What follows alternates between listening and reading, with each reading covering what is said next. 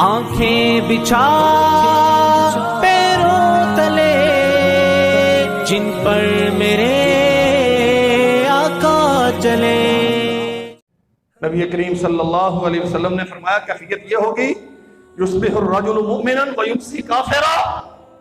آدمی صبح کرے گا تو مومن ہوگا، شام آئے گی تو کافر ہو چکا ہوگا. ویصبح ویمسی مؤمنا ویصبح کافرا. کبھی یوں ہوگا کہ شام کو مومن ہوگا، صبح تک کافر ہو چکا ہوگا. بے یقینی، تشکیک، شبہات. اللہ اکبر. یہ بات سمجھ نہیں آئے گی. کلمہ پڑھتا ہے، مسلم سوسائٹی میں موجود ہے، مسجدوں کے پڑوس میں ہے، چچا وطنی کا باسی ہے، یہاں تو غیر مسلم ہے نہیں. یہ کیسے ممکن ہے کہ ہم صبح مسلمان تھے اور شام کو کافر، شام کو مومن تھے صبح کافر. ٹی وی پہ کوئی بحث چل رہی ہے، میں صرف سمجھانے کے لیے ایک مثال عرض کروں. پردہ کرنا چاہیے نہیں. اس دور میں چونکہ وہ جو پردے کا مسئلہ ہے نا اس دور میں تھا. اب زمانہ بدل گیا ہے. آپ پردہ کریں گے، اپنی بیٹیوں کو مجبور کریں گے، اپنی خواتین کو نقاب اڑائیں گے تو ایسی 21ویں صدی عیسوی میں وہ معاشرے سے اپنا حق نہیں پا سکتی، وہ سروائیو نہیں کر سکتی. اب دنیا میں سروائیول کے لیے بے پردگی ضروری ہے. یہ کیا ہے؟ یہ کفر ہے. کلمہ چھوڑنا کفر ہونے، کافر ہونے کے لیے ضروری نہیں ہے. یہ رب کی شریعت ہے، اللہ کا حکم ہے، قرآن ہے. انکار نہیں کیا. ایک تعویل کی ہے، تعویل باطل کی ہے. وہ جی دیکھو یہ وہ احکام ہے کہ تب ان پہ عمل پیرا ہونا ممکن تھا، آج کی اس دنیا میں اس پہ عمل کرنا ممکن نہیں. اللہ کے نبی نے فرمایا یصبح مؤمنا ویمسی کافرا. صبح شریعت کو مانتا تھا، شام کو شریعت کے ایک حکم کا اس نے انکار کر دیا. تعویل کی بالمعنی اس نے رد کیا، اس کا نہیں کیا جا سکتا. میں اپنی بیٹی کو پردہ نہیں کروا سکتا کہ ممکن نہیں اس زمانے میں. فرمایا محمد کریم صلی اللہ علیہ وسلم نے صبح تک جب تک ایمان تھا تو مومن تھا، اب انکار کر کے کافر ہو گیا. پڑھتا ہوگا، پہلی صف میں نماز بھی پڑھتا ہوگا، مسجد کو فنڈ بھی دیتا ہوگا، قرآن کی تلاوت بھی کرتا ہوگا. وَيُمْسِي كَافِرًا. شریعت کے ایک حصے کا، ایک حکم کا انکار کیا، یہ کفر ہے. يَبِيعُ دِينَهُ بِعَرَضٍ مِّنَ الدُّنْيَا. دنیا کے مفادات کے لیے، کبھی سیاست کے لیے، کبھی اپنی چتراہٹ کے لیے، کبھی اقتدار میں اپنا حق پانے کے لیے حدود شریعت کو پامال کرتا ہے، احکام الہیہ کو پسے پش ڈالتا ہے. محمد سید الکونین علیہ السلام کی ہدایات کیا ہے، رہنمائی کیا ہے، اس پہ تدبر نہیں کرتا. نہیں، میرا منشور یہ ہے، میرا قانون یہ ہے، میری پارٹی یہ چاہتی ہے، حق میرا ہے، اسے گرانا ہے، اسے چڑھانا ہے. ان ساری تبوتاس میں وہ شریعت کی قوانین کو پامال کرتا ہے. یصبح مؤمنا ویمسی کافرا. صبح مومن تھا، کلمہ پڑھتا ہوگا. میں نہیں کہتا اس نے کلمے کا انکار کر دیا، لیکن حدود شریعت کو پامال کیا. نہیں دیکھا اللہ کے نبی کیا کہتے ہیں، یبیع دینہ بعرض من الدنیا. نمازیں گئی، عقیدہ گیا، اس کی دوستی دشمنی کے معیارات سارے گئے. ایک چیز اس کے پیش نظر ہے، مجھے دنیا مل جائے، اقتدار مل جائے، دولت مل جائے، شہرت مل جائے. یہ حق میرا تھا، میں اسے چھین لوں. وہ حق میرا تھا، میں اسے پالوں، اسے گرا دوں، اسے چڑھا دوں.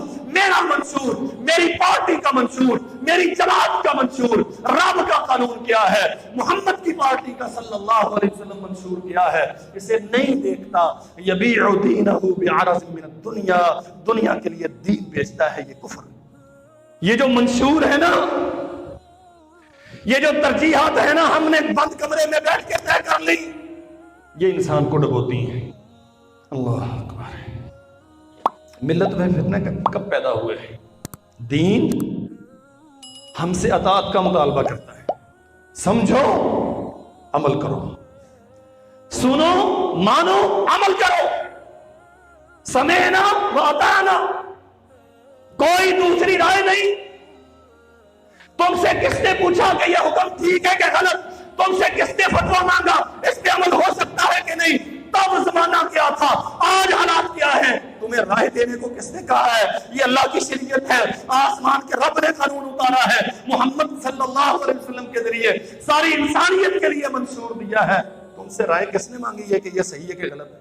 مسئلہ یہاں سے بگڑتا ہے جب ہم اسے انالیسس کرتے ہیں نا، اس کا تجزیہ کرتے ہیں، اور سمجھو میرے بھائیوں، اللہ کی قسم یہ بہت خوفناک حقیقت ہے۔ ہم قرآن مجید کا تجزیہ کر رہے ہیں، یہ ٹھیک ہے کہ غلط ہے، ہم اسے پرکھ رہے ہیں، اور بعض دوست نادانستگی میں اب تو جی سائنس نے بھی قرآن کا یہ حکم سچ ثابت کر دیا۔ اگر سائنس نہ ثابت کرتی تو کیا یہ غلط ہوتا؟ قرآن مجید کی حقانیت کے لیے سائنس کی تائید کی ضرورت ہے۔ سرور کونین صلی اللہ علیہ وسلم کے فرمان کی حقانیت کے لیے سائنس کی تصدیق کی ضرورت ہے، اور سائنس قرآن کی تصدیق نہیں کرتی، قرآن سائنس کی تصدیق کرتا ہے۔ اگر قرآن کے کسی حکم نے سائنس کے کسی تجربے کی ایجاد کی تائید کر دی تو وہ صحیح ہے، نہیں تو سب کچھ رد ہے۔ قرآن مجید کو کسی کی تائید اور تصدیق کی ضرورت ہے، یہ بنیادی مسئلہ سمجھو۔ بگاڑ کب پیدا ہوتا ہے؟ یہ پہاڑوں جیسے بڑے بڑے فتنے کب آتے ہیں؟